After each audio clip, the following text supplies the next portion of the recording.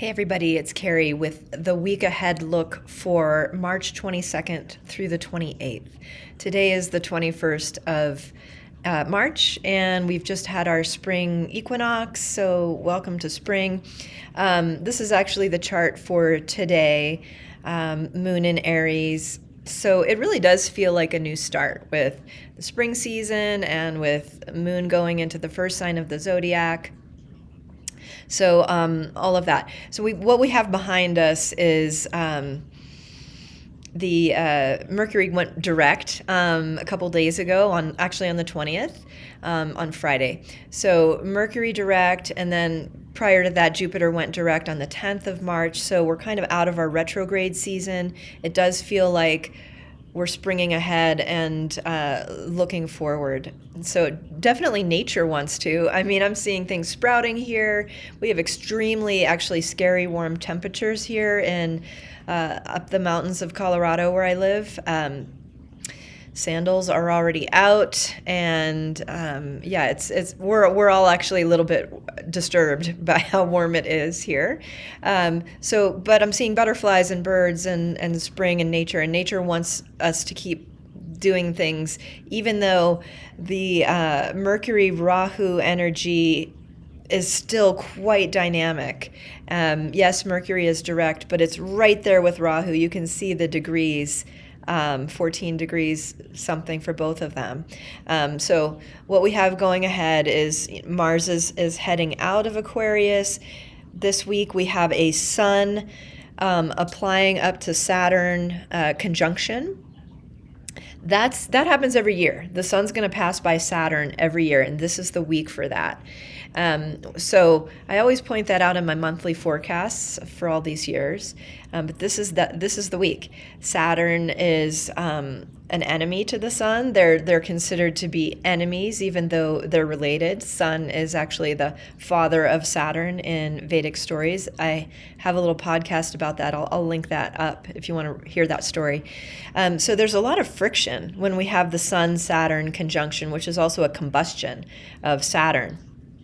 So with the Sun saying, hey, I'm the individual and this is my agenda, and Saturn saying, okay, bud, that's nice, but there's everybody, and you can't just push your agenda on everybody.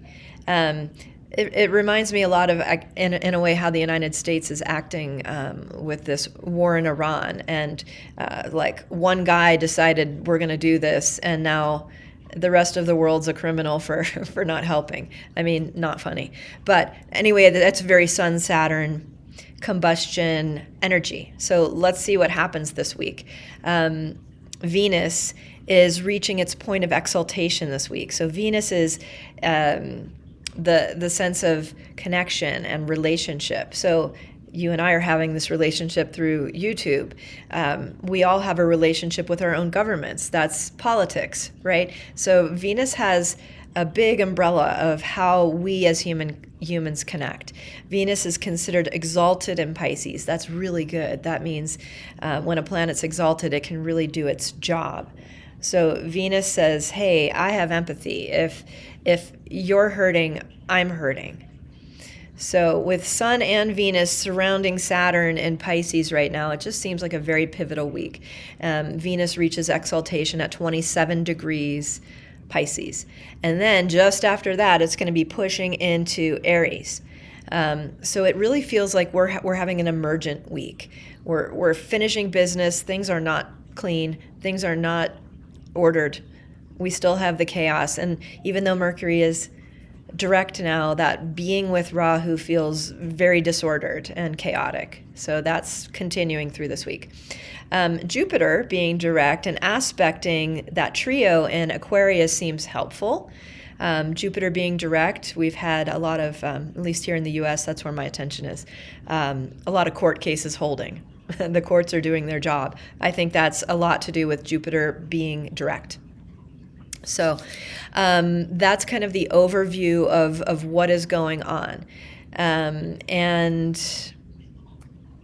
it's going to take a little bit of patience, a little bit of courage, a little bit of personal discipline this week. But I feel like there's an opportunity to get some things done. So let's look on the day-to-day thing.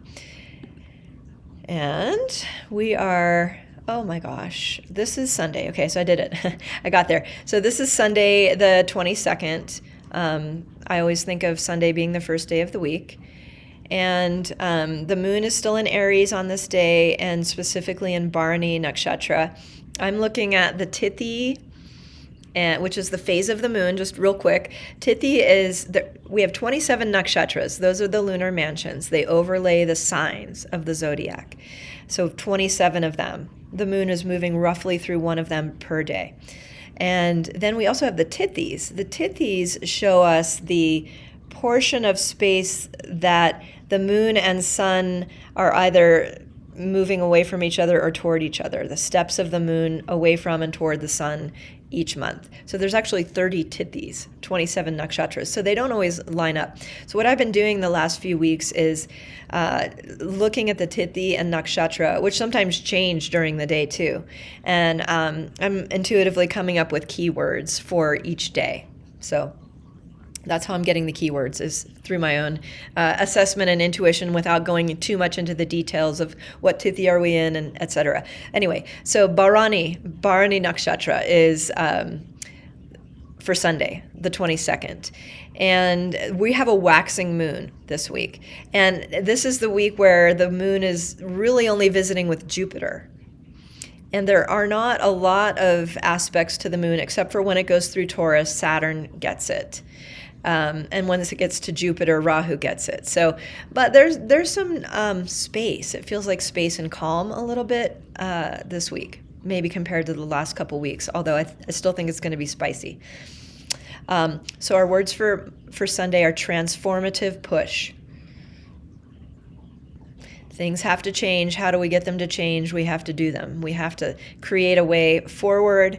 We have to do the work and have the courage to make things happen and change. So Sunday, even though it's a weekend day, it might be something internally where you gather your forces and find your transformative push. Okay, Monday. My clicker isn't working. Oh, there it is. Okay, we made it. So Monday is the 23rd of March, and you can see the moon has gone over from Aries to Taurus. The nakshatra that spans those two signs is called Kritika.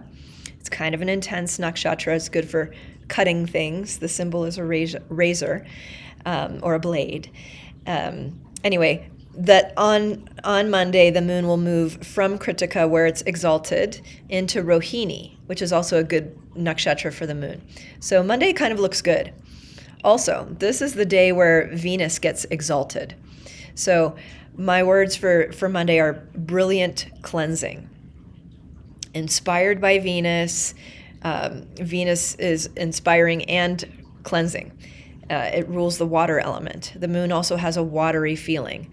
But Taurus is an earth sign, so brilliant cleansing. Clean things up, find your inspiration, keep moving forward, and find your flow for Monday. Okay, let's keep going to Tuesday. Oh, well, sorry. I guess Mercury is still retrograde in my world. All right, so Tuesday the 24th, moon's still in Taurus. And specifically, this is, Ardra, actually. So this is Ardra Nakshatra. That also spans between.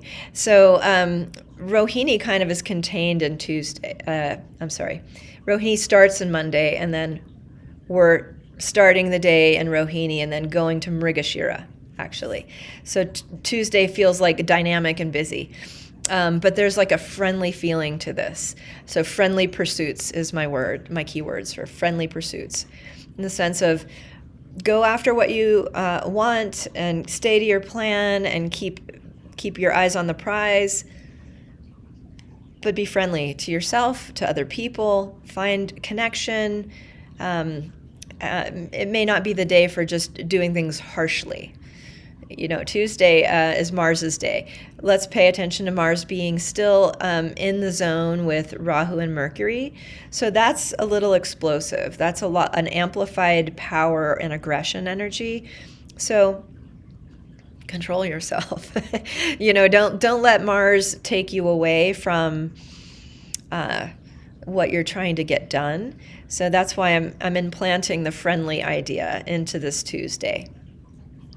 All right, let's go to Wednesday. Wednesday's a big day this week. There's a lot going on Wednesday. So we've got Ardra Nakshatra. Ardra is an intense nakshatra. It's up there in Gemini. So Ardra's happening. There's a teardrop for the symbol for Ardra. So it feels like there's a lot of emotion with Ardra. But the moon gets to be in Jupiter's zone. That's nice. Jupiter gets to guide the emotions. The nodes actually go direct today. They were retrograde normal motion up until now, and then for the rest of the week, they'll go direct. And during Wednesday, Venus moves over into Aries. So Wednesday seems really big to me. There's a lot happening and shifting on Wednesday. Words are radical breakthrough. Radical breakthrough. Venus pushing through the Gandanta between Pisces and Aries is intense. And with all the other changes I mentioned, there's a lot going on. You can see Mercury is ruler of Wednesday, and Mercury has moved past Rahu by this time, but it's still pretty close. So it seems like the day to move things around if you've got to do that.